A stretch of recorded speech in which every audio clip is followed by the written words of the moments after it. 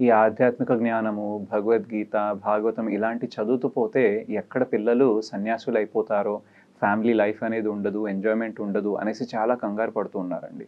So, యాక్చువల్‌గా మనకి 4 ఆశ్రమాలుంటాయి. బ్రహ్మచారి ఆశ్రమము, గృహస్థ ఆశ్రమము, వానప్రస్థ ఆశ్రమము మరియు సన్యాసి ఆశ్రమం.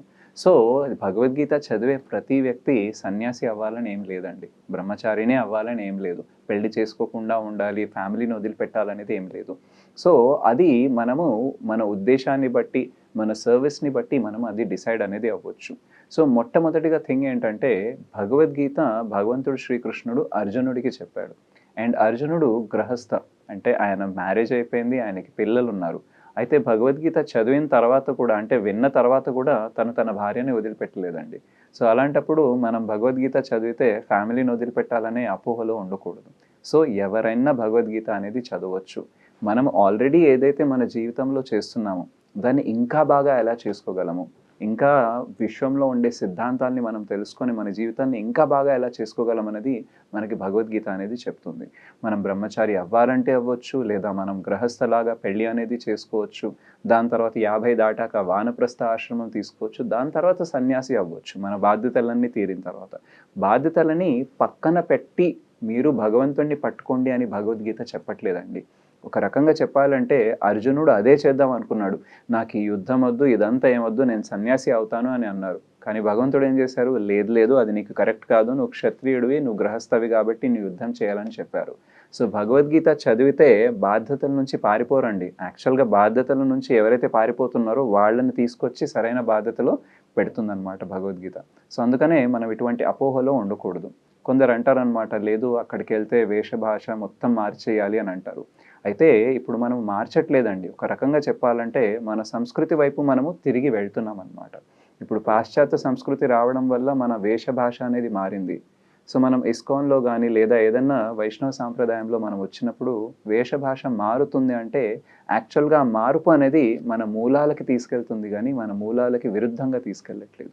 సో, మేము వైట్‌గా ధోతి, కుర్తా వేసుకోవడం గానీ, మాతాజీస్ అంటే అమ్మాయిలు గానీ, స్త్రీలు గానీ చీరలు వేసుకోవడం అనేది ఇది మార్పు కాదండి. అంటే విరుద్ధంగా వెళ్ళే మార్పు కాదండి. మన మూలాలకు వెళ్ళే మార్పనమాట. సో, ఇందులో ఉండే లాభాలేంటి? ఇలా ఉంటే ఎలా ఉంటుంది? అని మనం తెలుసుకున్న తర్వాత మనమే అనుకుంటామనమాట. కరెక్టే గదా! ఇందులో మనం విరుద్ధంగా వెళ్లి తప్పు చేసేదేం లేదు. ఇంకా మంచే చేస్తున్నాం అనేసి అనుకుంటామనమాట. సో, ఎప్పుడైతే మనకి జ్ఞానం అనేది ఉండదో అప్పుడే మనకి ఏది కరెక్ట్, ఏది రాంగ్ అనేది అర్థం కాదు. మరియు మనం ఎవరి మాట వింటామండి? మనకు తెలిసిన వాళ్ళ మాట వింటాం గానీ, వాళ్ళకి నిజంగానే మొత్తం జ్ఞానం ఉందా లేదా అనేది మనం కనుక్కోము. సో, దానివల్లన ఏమవుతుందనంటే ఏవేవో మిస్‌కన్సెప్షన్స్ అనేది వస్తుంటాయి. ఓహ్! ఇట్లా అట్లట అనేసి అంటాం గానీ, నిజంగా ఏంటనే విషయం అనేది తెలీదు. చాలా సార్లు మన ప్రపంచంలో నెగటివిటీ అనేది చాలా ఫాస్ట్‌గా వెళ్తుందండి. పాజిటివిటీ మాత్రం చాలా స్లోగా వెళ్తుంది. సో, అందుకనే మనం ఎందులో గూడా తొందరపడకూడదు. మనకేదైనా సందేహాలున్నాయనుకోండి, అడగాలి. ఎవరికైతే తెలుసో వాళ్ళని అడగాలి. సపోజ్ మీకు ఇస్కాన్ గురించి లేదా భగవద్గీత గురించి సందేహాలున్నాయనుకోండి, ఎవరిని అడగాలి?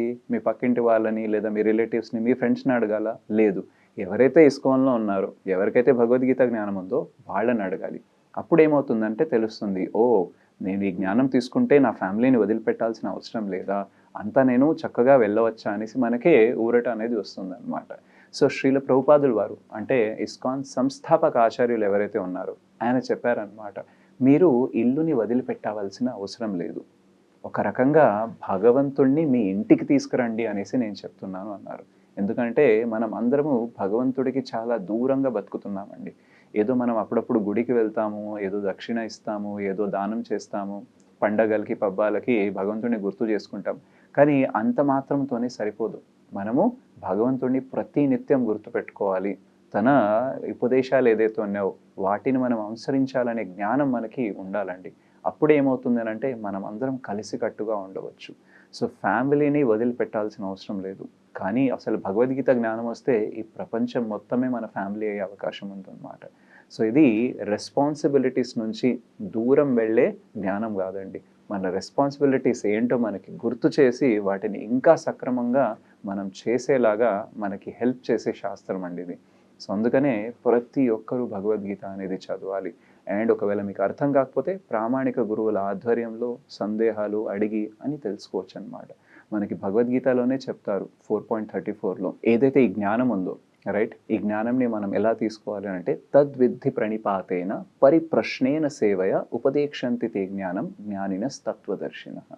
అంటే తద్విద్ధి ప్రణిపాతేన చాలా నమ్రతతో మనము పరిప్రశ్నేన క్వెషన్స్ అడగాలండి. ఏదో గుడ్డిగా నమ్మడం కాదు. క్వెషన్స్ అడగాలి. దాంతోపాటు వాళ్ళు చెప్పిన ఉపదేశాల్ని మనం అనుసరించాలి. మరియు వాళ్ళకి సేవ కూడా చేయాలి. అయితే ఎవరు వాళ్ళు? ఉపదేక్షంతి తే జ్ఞానినః. సో ఎవరైతే ఈ జ్ఞానాన్ని తత్వదర్శిన్యాస్ ఎవరైతే ఉంటారో వాళ్ళకి మనం ఈ సేవ అనేది చేయాలి. వాళ్ళ నుంచి ఈ జ్ఞానం అనేది తీసుకోవాలి. సో తద్విద్ధి ప్రణిపాతేన పరిప్రశ్నేన సేవయ ఉపదేక్షంతి తే జ్ఞానం జ్ఞానినస్తత్వదర్శినః. సో తత్వం అంటే నిజం తెలిసినవాడు, పరమ సత్యం తెలిసిన వ్యక్తి దగ్గర మనము ఈ విషయాలనేది నేర్చుకోవాలి. సో మీరందరూ భగవద్గీత ఆశ్రయం తీసుకొని మీ బాధ్యతలు ఏంటో తెలుసుకొని ఒక మంచి పౌరుడిలాగా దేశానికి, ఒక మంచి ఫ్యామిలీ మ్యాన్ లాగా ఎదిగే అవకాశం అనేది చాలా ఉందండి. సో అందుకనే ఈ అవకాశాన్ని మనం అందరం సద్వినియోగం చేసుకుంటే మన జీవితం అనేది చాలా సుఖాలు మరియు సంతోషాలతో నిండిపోతుంది. హరే కృష్ణ.